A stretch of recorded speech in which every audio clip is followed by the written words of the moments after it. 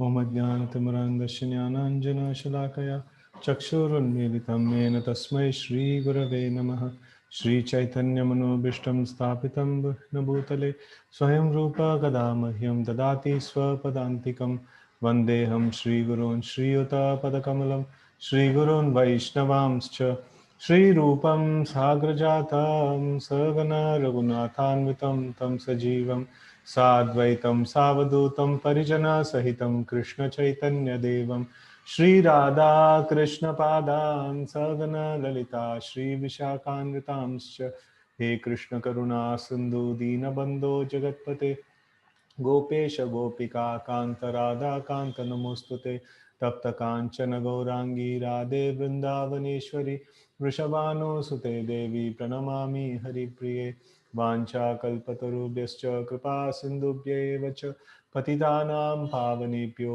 वैष्णवेभ्यो नमो नमः जय श्री कृष्ण चैतन्य प्रभु नित्यानंद श्री अद्वैत गदाधर श्रीवासादि गौर भक्तवृंद Hare Krishna, Krishna Krishna, Hare Hare, Hare Rama, Rama Rama, Hare Hare.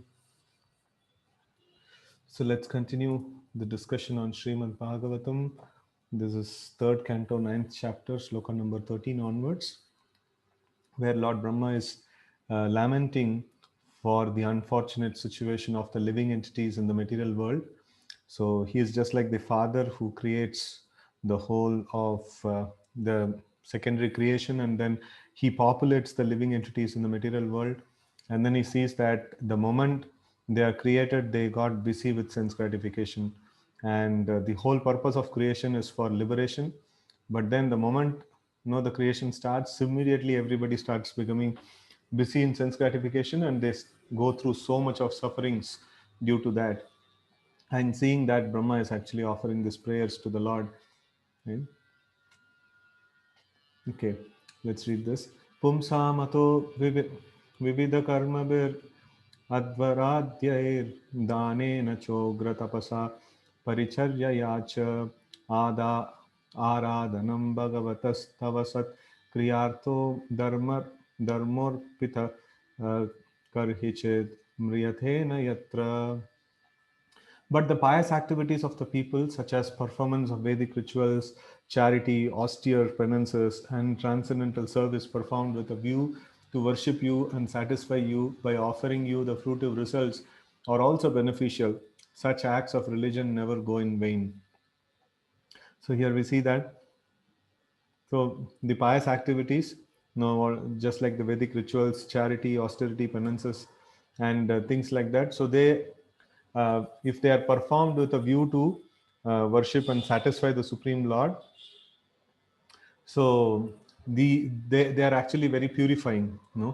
So you by offering you the fruitive results are also beneficial. That means it's karma yoga that has been spoken about. So somebody is doing fruitive work, and then he gets some fruitive results, and those results he is utilizing in the service of the Lord to satisfy the Lord. So then it is called karma yoga.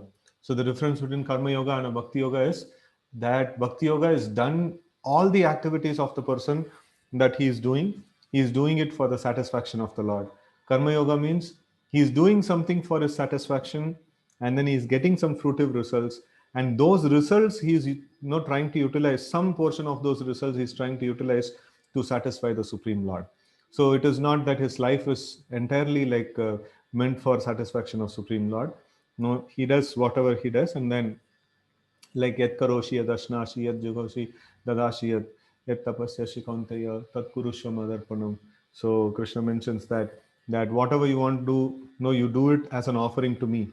So that is whatever you want to do. That means it is karma yoga, and whatever Krishna wants that we do, then it becomes bhakti yoga. Purport: absolute devotional service conducted in 9 different spiritual activities, that is, hearing, chanting, remembering, worshipping, praying, etc., does not always appeal to people with a pompous nature.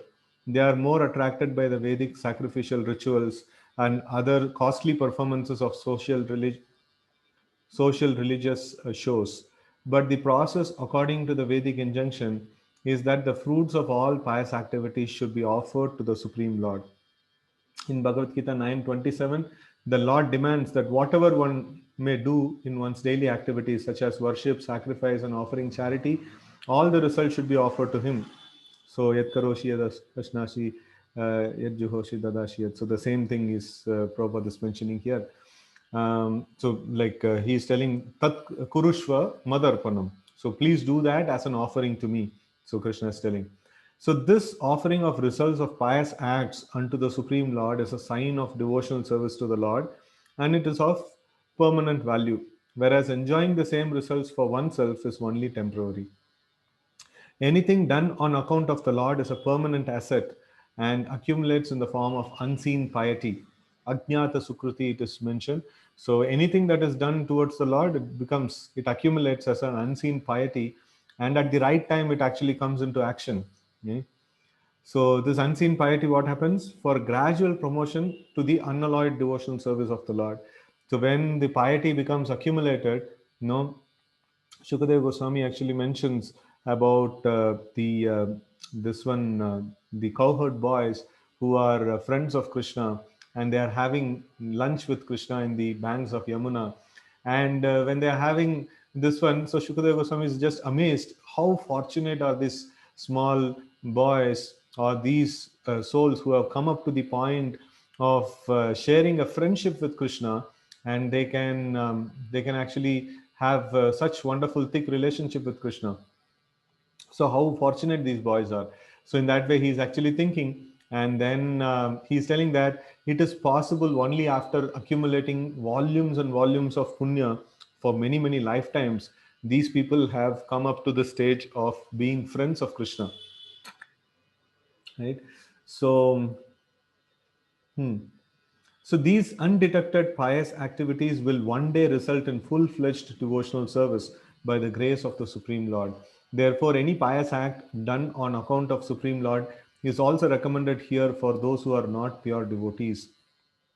So whenever we come to join this afternoon session, and then we hear something about the Supreme Lord, so immediately our pious credits are increasing, and then one day we will become fully rich with so much of piety that we will be able to have this full-fledged devotional service, as Prabhupada is mentioning here. Text 14. Shashvat Swarupa Mahashaiva Nipita Beda Mohaya Bodha Dishanaya Nama Parasmai Vishvodbhava Sthiti Layeshu Nimitta Leela Rasa Rasaya The Namaidam Chakrameshwaraya. Let me offer my obeisances unto the Supreme Transcendence, who is eternally distinguished by his internal potency. His indistinguishable impersonal feature is realized by intelligence for self realization. I offer my obeisances unto him, who by his pastimes enjoys the creation, maintenance, and dissolution of the cosmic manifestation. Okay, purport. The Supreme Lord is eternally distinguished from the living entities by his internal potency. Although he is also understood in his impersonal feature by self realized intelligence, devotees of the Lord therefore offer all respectful obeisances unto the impersonal feature of the Lord. The word rasa is significant herein. The rasa dance is performed by Lord Krishna in the company of cowherd damsels at Vrindavana, and the personality of God at Garbhodakashai Vishnu is also engaged in the rasa enjoyment with his external potency by which he creates, maintains, and dissolves the entire material manifestation. So here a very important this one, Srila Prabhupada actually gives the definition to rasa or a mellow. He translates into English as mellow or some kind of a taste as no, it's the rasa means a kind of a mellow that is there. So if we see in the material world also, people have some rasa in whatever they are doing. So some person is a businessman and he's having so much of passion to do his business, so he's finding some rasa in that. That is how he is able to do it. So in this way, like any activity that is done, so without a taste for it, we will not be able to do it. And in the material rasas are, no, it gives a little bit of pleasure and it gives volumes of misery. No, that's the nature of material rasa. So but spiritual rasa, it is no, it is very very amazing subject. So Srila Prabhupada has given us this nectar of devotion, Bhakti Rasamrita Sindhu. So there is different kinds of rasas that are there, and that has been, compared to an ocean. Bhakti rasa is compared to an ocean, Bhakti Rasamrita Sindhu. And this rasa, like how it is amrita. Mrita means like that which can die or that which can cause some suffering. So but bhakti rasa is amrita. So they are completely purifying and so blissful, no kind of a rasa. So and such kind of rasa is always there. And here we see that this ras, what is mentioned here, is in connection with the Garbhodakshay Vishnu, and he also enjoys his activities of creation, maintenance, and dissolution. So that's the thing that Garbhodakshay Vishnu is doing every day of Brahma. No, the whole lotus flower will sprout. Brahma will take birth, and then Brahma will pray, and then no, Garbhodakshay Vishnu has to give intelligence to Brahma, and then Brahma will start creation and things like that. And he maintains the throughout the day of Brahma. He maintains the 1,000 cycles of Satya Yuga, Treta Yuga, Dwapar Yuga, and Kali Yuga. And at the end of it, he just destroys and he retracts everything back. And this same story happens every single day, and you can see like who can do it without having rasa, so Garbhodakshay Vishnu is doing all these things, creation, maintenance, and dissolution, because he derives that rasa, in that particular this one. And so that's how for any action, the Lord is not doing any monotonous boring kind of an activity. Whatever the Lord does, it is all blissful for him. It is nothing is boring or monotonous for him, right? Okay. Indirectly, Lord Brahma offers his respectful obeisances unto Lord Sri Krishna, who is factually ever engaged in rasa enjoyment with the gopis, as confirmed in Gopala Tapani Upanishad in the following words: परादान्ते सो बुद्ध्यथ गोपवेशो मे पुरुषः पुरस्ताद् आविर्बभूव.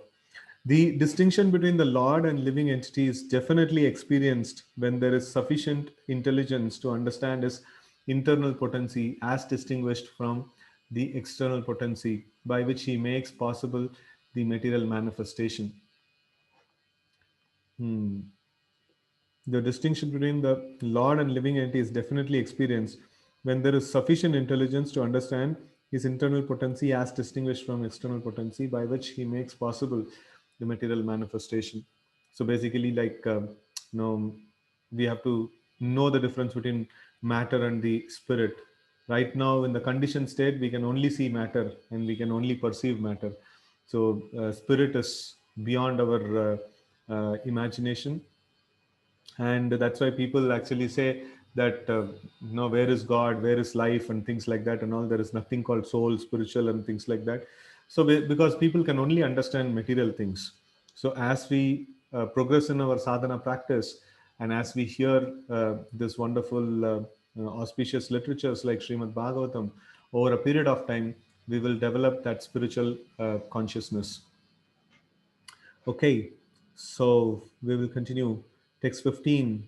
Yashavatara guna karma vidambanani namani yesu vigame vivasha grananti tenaika janma samalam sahasaiva hitva samyanti apavrutham mritam tamajam prapadhye. Let me take shelter of the lotus feet of him whose incarnations, qualities, and activities are mysterious imitations of worldly affairs. One who invokes his transcendental name, even unconsciously at the time he quits this life, is certainly washed immediately of the sins of many, many births and attains him without fail. Purport: the activities of the incarnations of the Supreme Personality of Godhead are a kind of imitation of the activities going on in the material world. He is just like an actor on a stage. An actor imitates the activities of a king on stage, although actually he is not the king. Similarly, when the Lord incarnates, he imitates parts with which he has nothing to do. In Bhagavad Gita 4:14, it is said that the Lord has nothing to do with the activities in which he is supposedly engaged. Namam karmani limpanti, name karma phalaspriha. So namam, namam, so like I am not, karmani limpanti, I am not bound by any karmic activities. And name karma phalaspriha, so I don't have any interest in the fruits of the action, no, the results of the action. I am not at all interested in that. But still, the Lord says, I'm engaged just to set an example for people in general.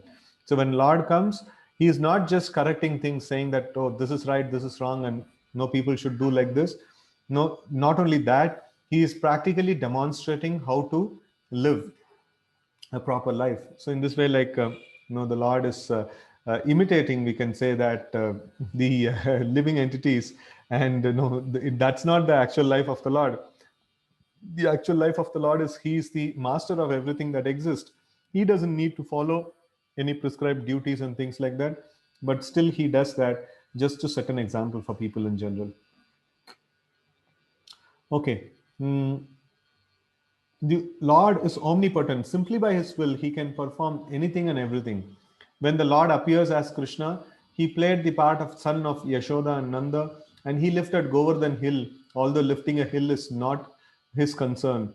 He can lift millions of Govardhan hills by his simple desire. He does not need to lift it with his hand, but he imitates the ordinary living entities by this lifting, and at the same time exhibits his supernatural power. Thus, his name is chanted as the lifter of Govardhan Hill or Sri Govardhan Dari. So we can see that this is a very nice understanding that no, lifting Govardhan Hill is nothing big deal for the Supreme Lord. He is just by his desire, he is floating millions of planets in the outer space. So lifting one small mountain in one planet in one village or something like that, it's not a big deal at all, for the Lord. So, but he does it, which is beyond our capacity and imagination. So when the Lord does it, that much is sufficient for us, like to what is that? Become attracted to Him. Actually speaking, when He is floating millions of planets, we are not getting attracted to it. Okay, like some gravitational pull is there, something is there, so we are not getting so much of attraction. But then when the Lord comes as a small child, and then He performs His pastimes, and then He lifts a small hill, we become so enamored by that. So we become very much attached to that Leela of the Lord. So in this way, we can see that it's also adds the sweetness to the whole thing. He's capable. He's much more capable than doing the small things. Therefore, his acts in his incarnations and his partiality to the devotees are all imitations only, just like the stage makeup of an expert dramatical player. His acts in that capacity, however, are all omnipotent, and the remembrance of such activities of incarnations of the Supreme Personality of Godhead is as powerful as the Lord Himself.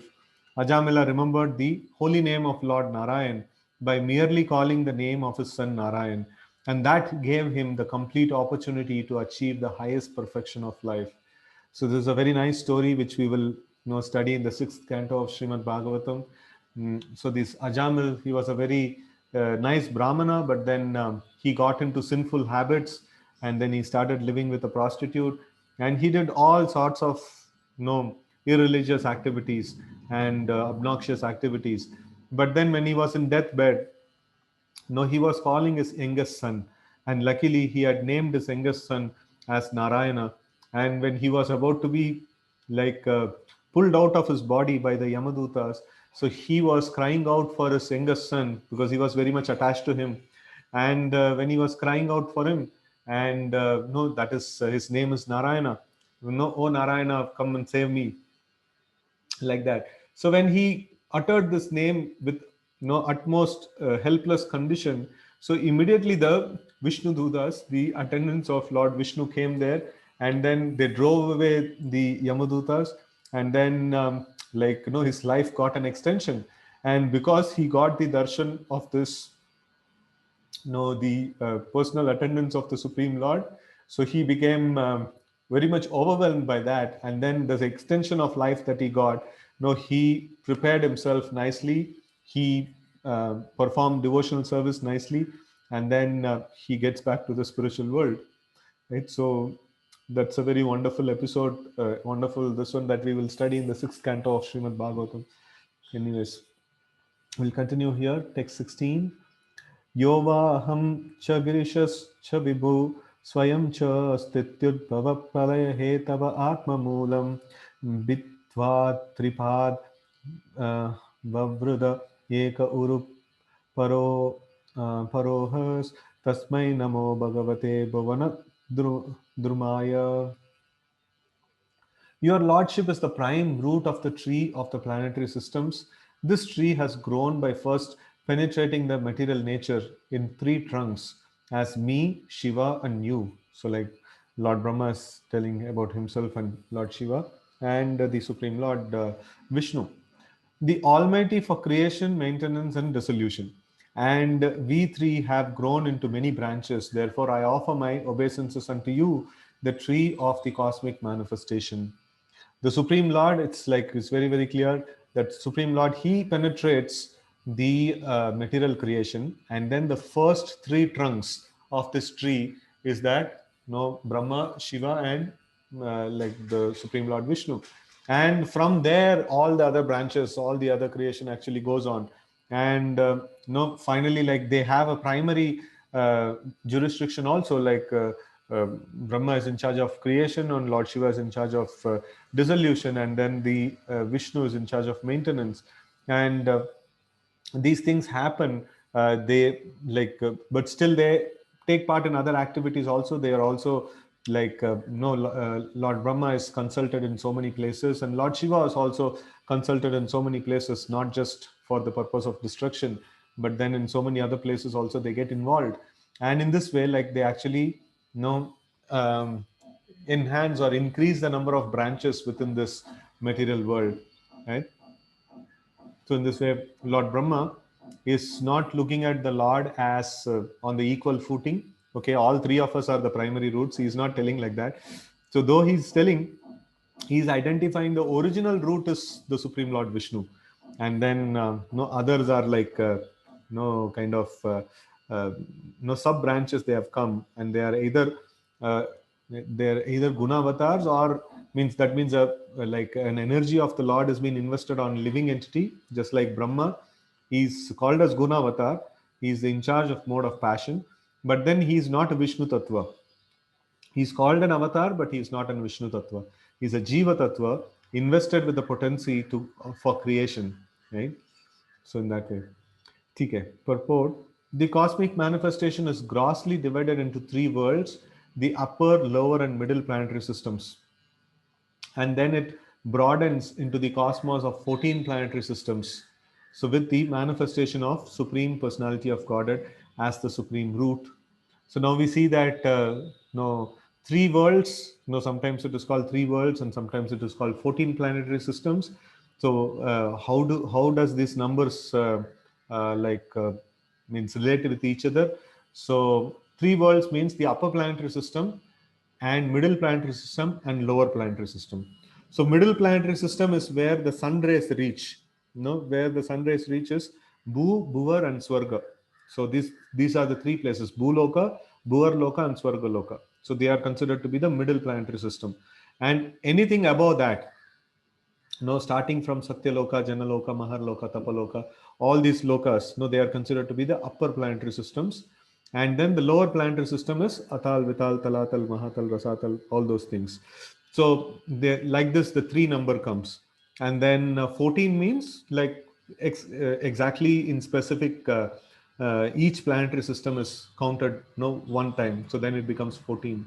So if we club it and make it a group, then it forms into three, middle, upper, and lower. So upper planetary systems are generally, they have their own self-effulgence almost. And then lower planetary systems, the sun doesn't reach there, because they are all as a tunnels, that are there. Patal means like, it's like Bilva Sorga, sometimes it is called as Bilva Sorga. So that means they are tunnels in the earth crust, in the greater earth crust. The lower planetary systems are tunnels. So there also sun's rays doesn't reach. So only in the middle three planetary system, Bhu, Bhuvar, Swarga, that is these are the three places where the sun rays reaches, and that's how the Gayatri mantra also has this, Bhu, Bhuvar, Swa. So where the sun's rays, the regions where the sun's rays reaches, so that way. Okay. Mm. So all these divisions are there, all these different planetary systems are there, but the root for all of them is Supreme Personality of Godhead.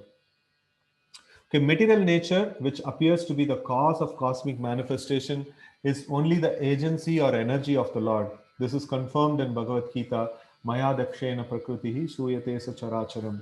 Only under the superintendence of the Supreme Lord does material nature appear to be the cause of all creation, maintenance, and dissolution.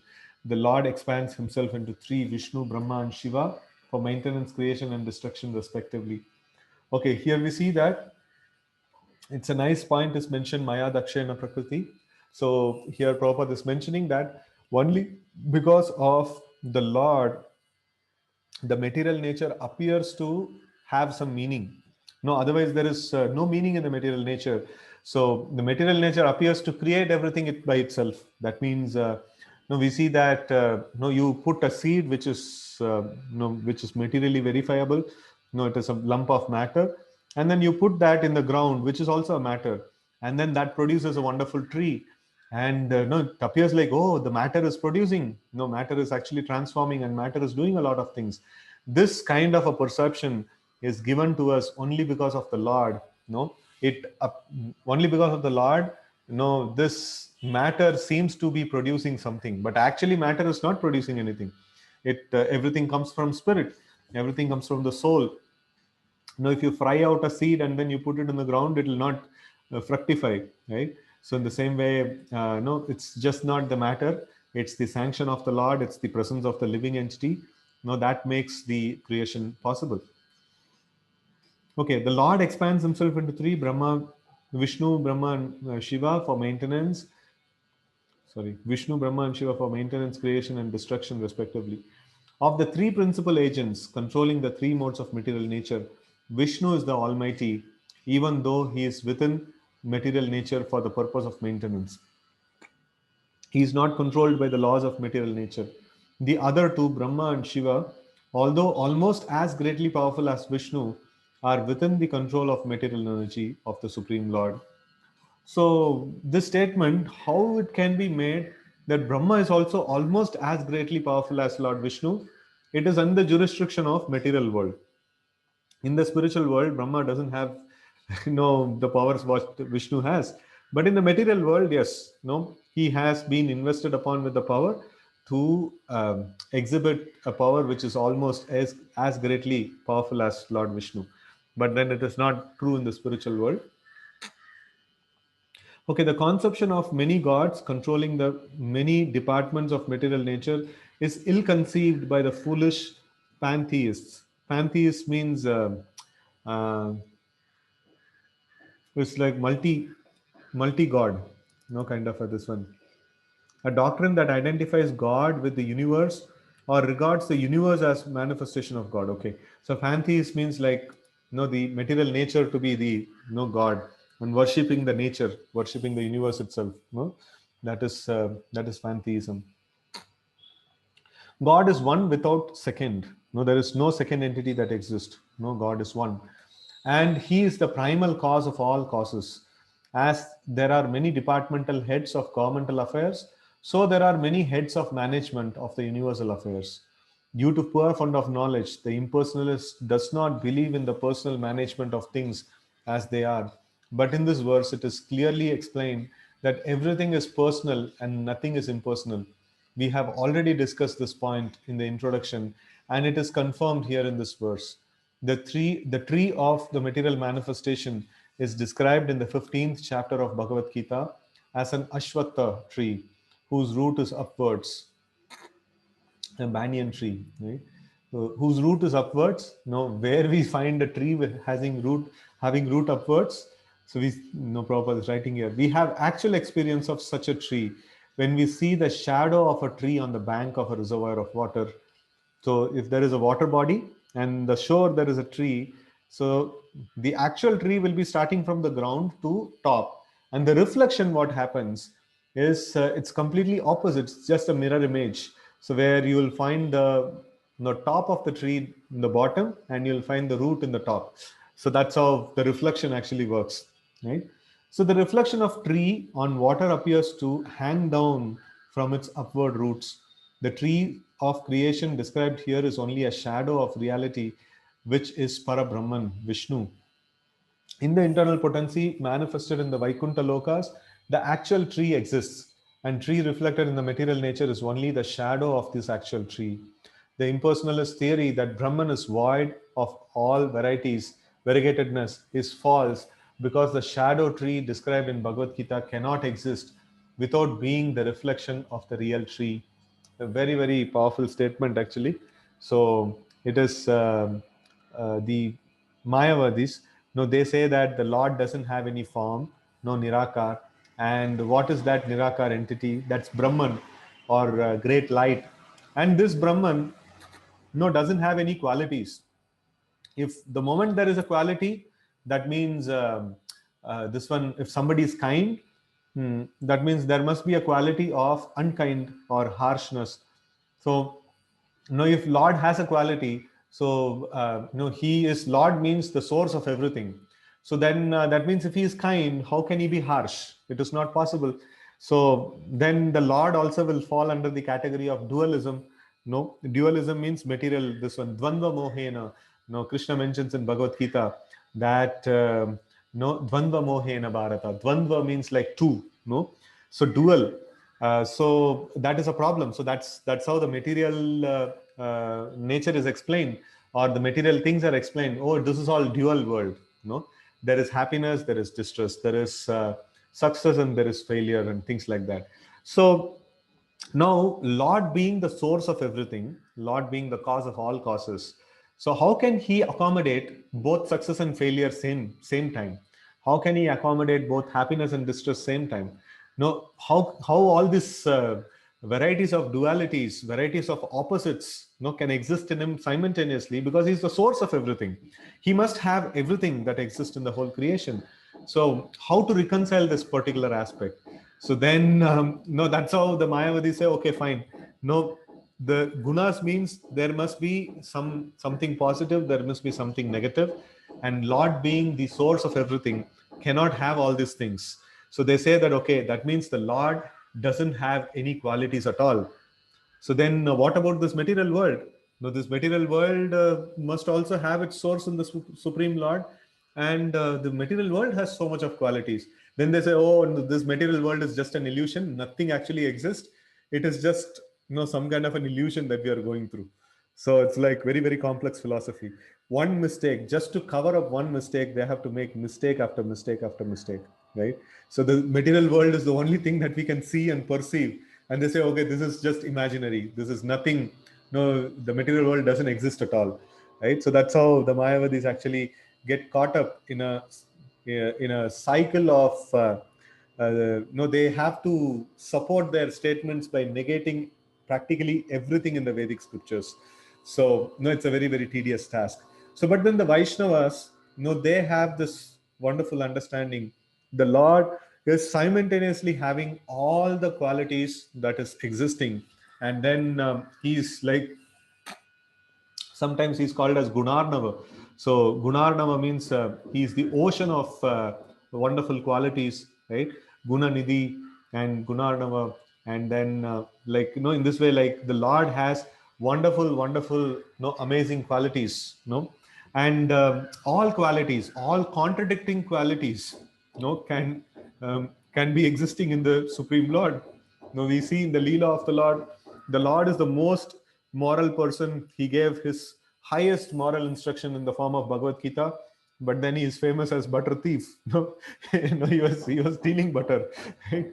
And then he has. If you see in this way, if we analyze all the wonderful qualities, even though he may be doing the activity of stealing, and no thief can be called a very sane person or a very nice person, but then when the Lord steals, that is also very wonderful. and then the Lord gives moral instructions. That is also very wonderful. So in this way we see that all the contradicting qualities are simultaneously present in the Supreme Lord, and He is the source of everything that exists. Right? So in this way, the Vaishnavas have an amazing philosophy wherein we don't need to negate a lot of things. No, yes, if Lord cannot have dualities, then we just need to ask, Lord is there. No, if He cannot have dualities, then how is He managing, to have all these opposite qualities in Him? So that is the greatness of the Lord. That's the amazing nature of the Lord. Okay.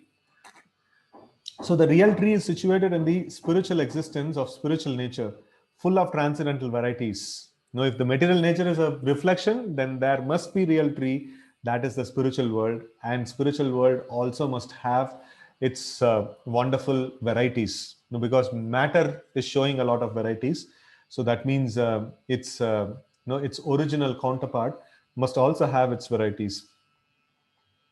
Okay, they are full of transcendental varieties, and Lord Vishnu is the root of that tree also. The root is the same, the Lord, both for the real tree and the false tree. But the false tree is only the perverted reflection of the real tree. The Lord, being the real root, is here offered obeisances by Brahma on his own behalf and also on the behalf of Lord Shiva. Okay. There is a question, what about Shiva? Kailasha is a spiritual world. Um, yeah, so there is a place, Lord Shiva's abode is Devi Mahesha Haridama Suteshu Teshu.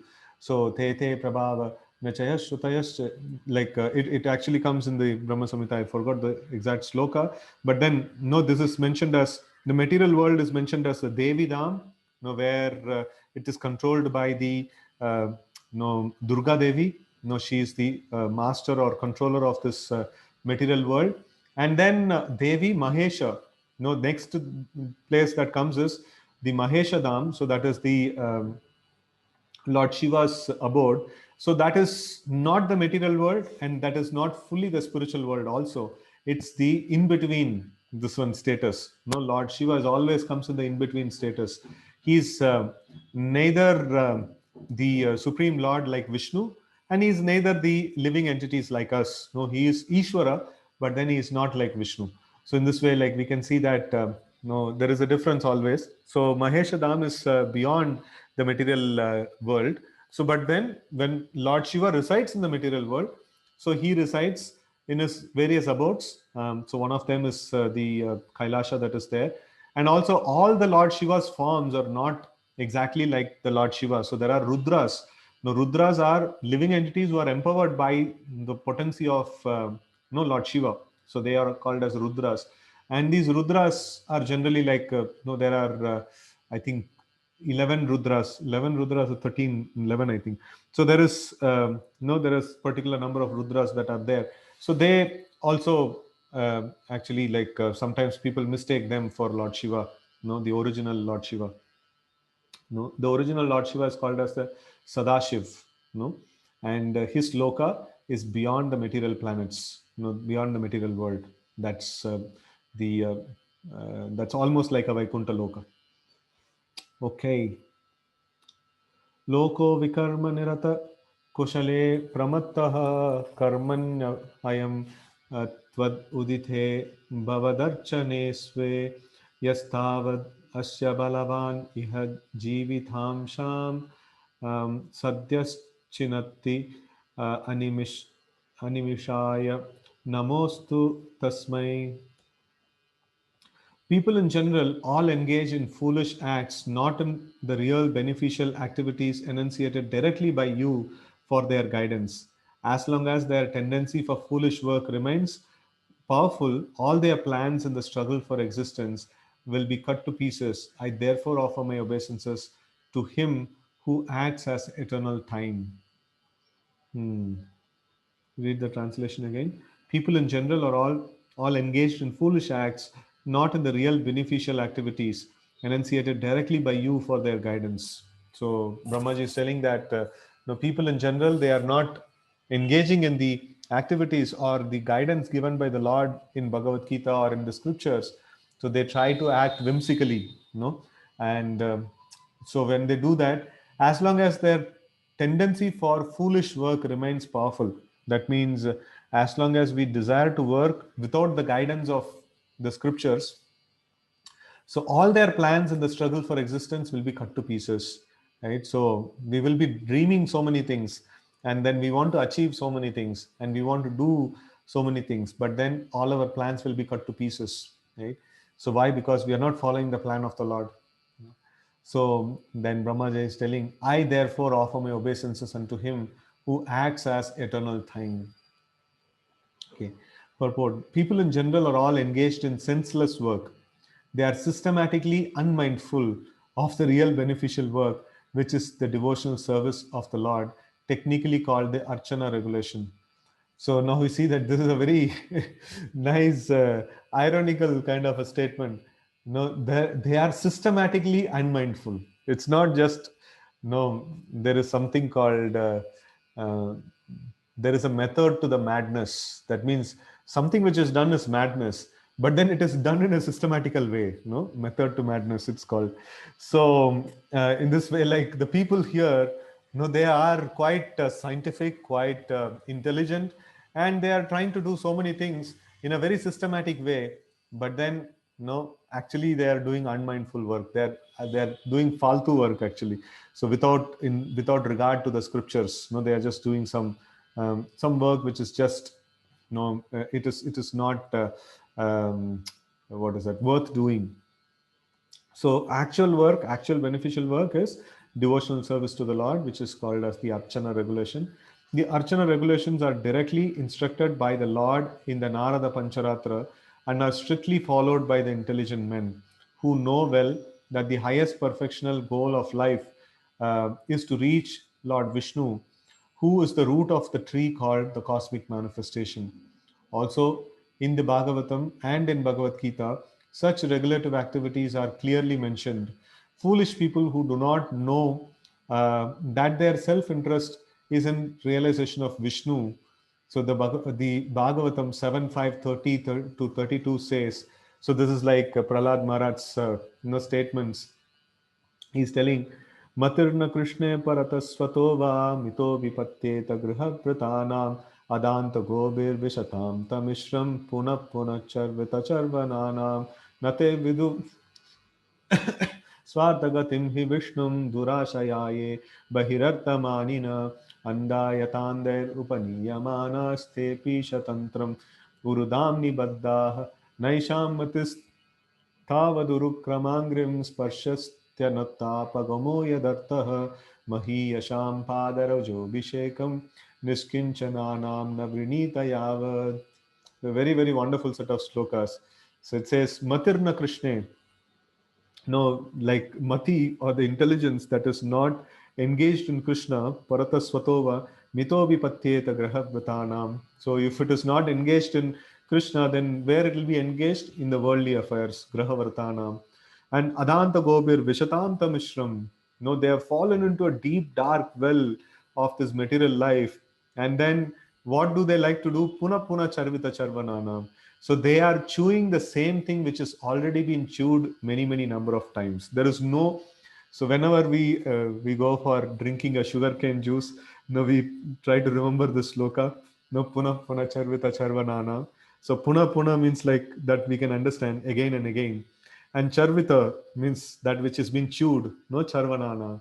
So like this is like no chewing the chewed again and again. So we see that when sugarcane juice wala, like when he's putting the sugarcane, first he puts the stem inside and then he folds it into two and then he folds it into three and four and things like that, and finally the it becomes just the what is that just the solid part without any juice. So all that juice is there that is being extracted and finished, right? So in that same way, the real juice is Krishna consciousness.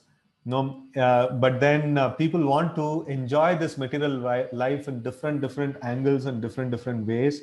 So it is all just puna puna charvita charvananam, and matter is definitely bound to give miseries. It can never give happiness, or it can just give a little bit of happiness. That's all, and then volumes of misery. No, that's what the matter is supposed to give.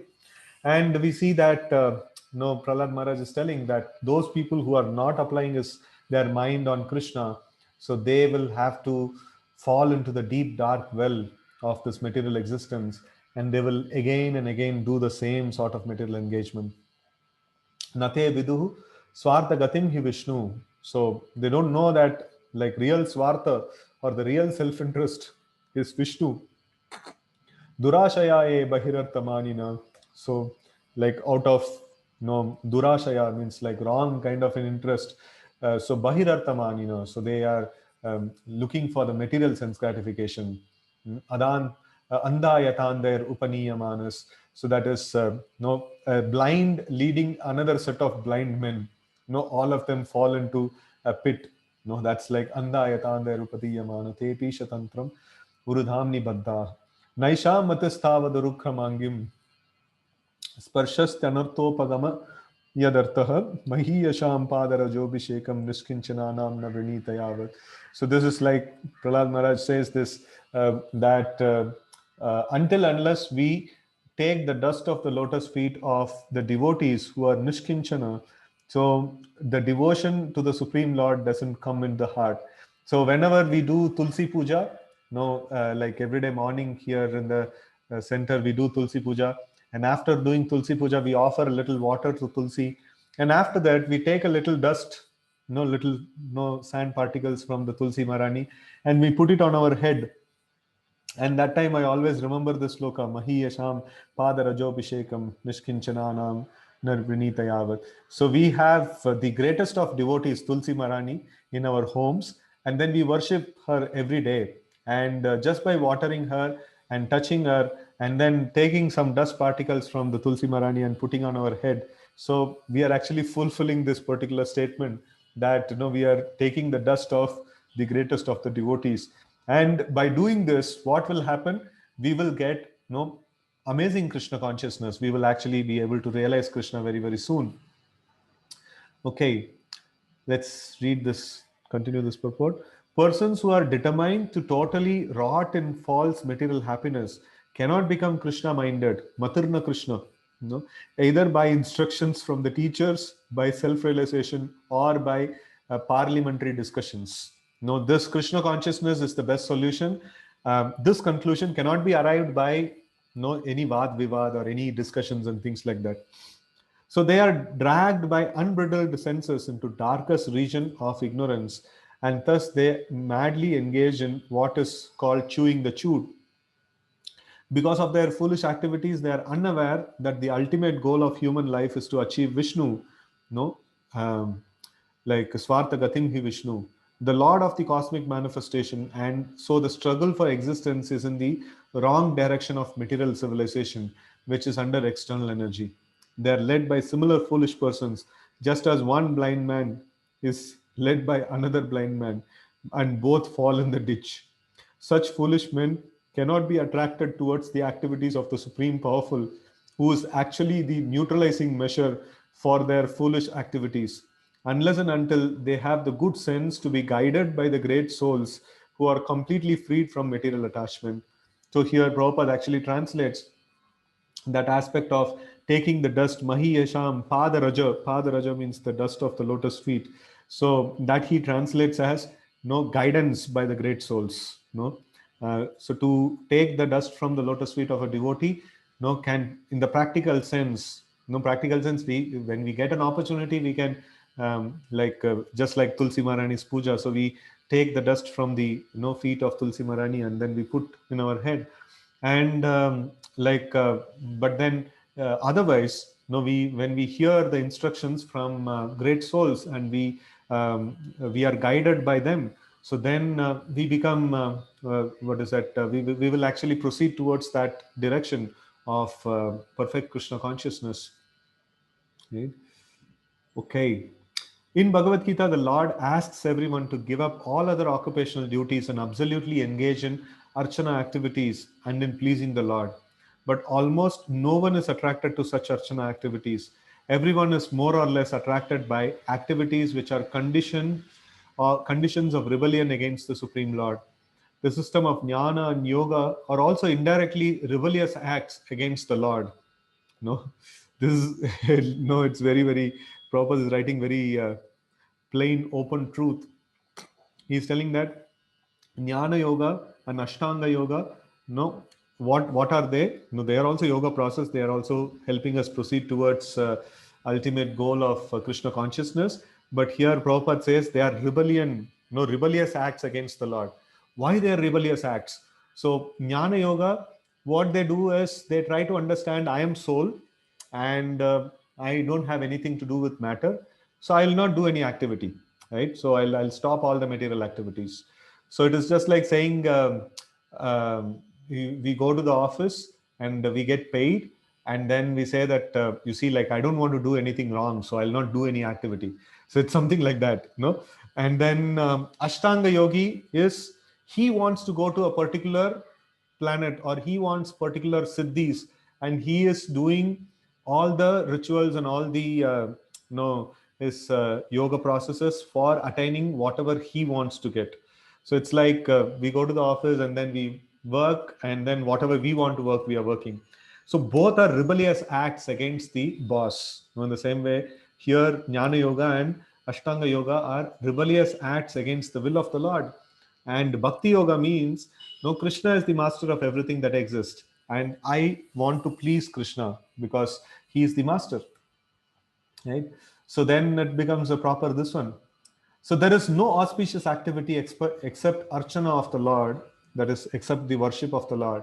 No Jnana Yoga and Dhyana Yoga, all these things are no rebellious actions.